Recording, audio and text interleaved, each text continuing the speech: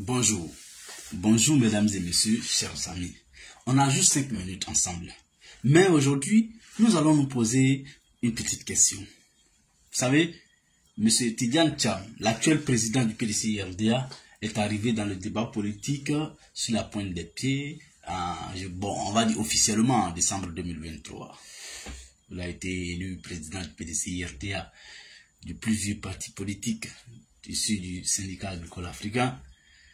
Alors, mesdames et messieurs, quand on observe très bien l'avènement de Tidjane Thiam à la tête du PDCI-RDA, on a des questions que nous nous sommes posées, mais on n'a pas trop tardé avec ces questions-là. Pourquoi? Parce que tout simplement, c'est la vie d'un parti politique, il ne faut pas trop s'en mêler, non seulement tu n'es pas issu de ce parti, mais comme on est dans le débat politique, vous savez, quand vous avez observé l'arrogance des souvent même cadre du PDCI-RDA, dès que Thiam a surgi dans le débat politique, on ne sait même pas, juste la preuve du contraire, si M. Tidjane Thiam est dans l'opposition et opposant, ou M. Tidjane Thiam est allié au parti politique. Et d'autres même sont allés, moi j'ai eu des discussions, je me rappelle très bien, avec des amis, voilà, où ces amis même vont jusqu'à dire que Thiam pourrait être le candidat du RHDP. Je dis, mais par quelle stratégie? En fait, ces gens-là, quand je les écoutais, et puis, d'autres même sont allés jusqu'à me dire, on peut même parier. Mais pourquoi on ne dit pas, Babo pourrait être le candidat du RHDP, Soro pourrait être le candidat du RHDP, mais on dit, Thiam pourrait être le candidat du RHDP. Moi, il y a des amis qui m'ont dit ça, la main sur le cœur.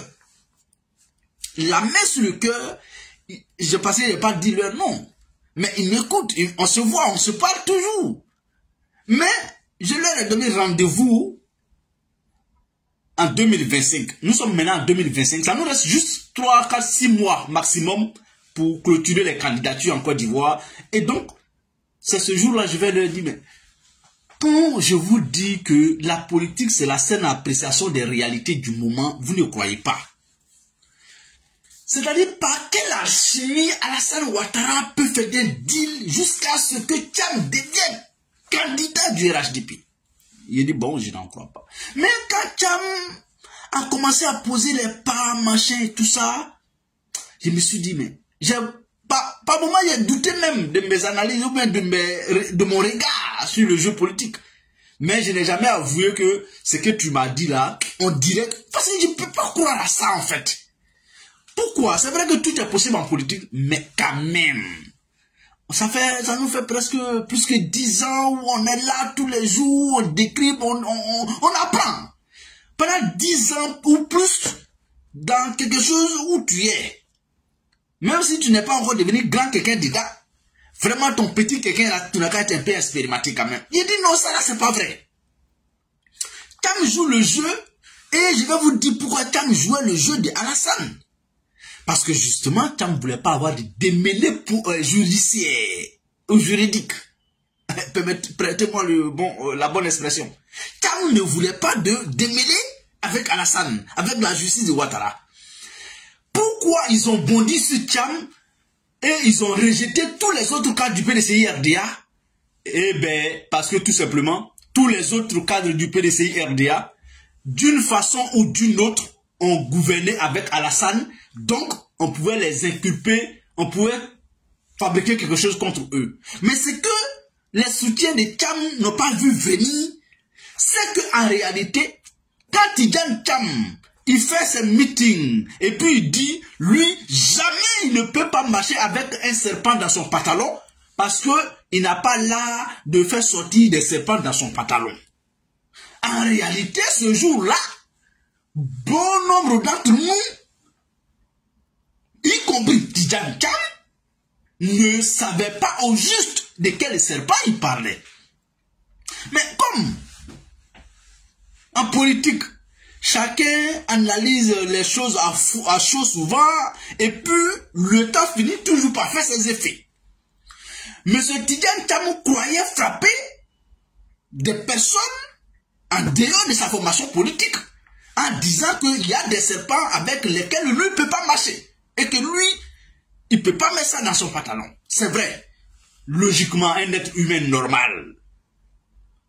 À moins que toi, tu aies le secret de ça pour toi. Mais un être humain doté de toutes ses facultés mentales, physiques, psychologiques, spirituelles et tout ce que vous voulez, ne peut pas faire exprès pour prendre un serpent, pour mettre dans son pantalon, mettre la ceinture dessus. Non.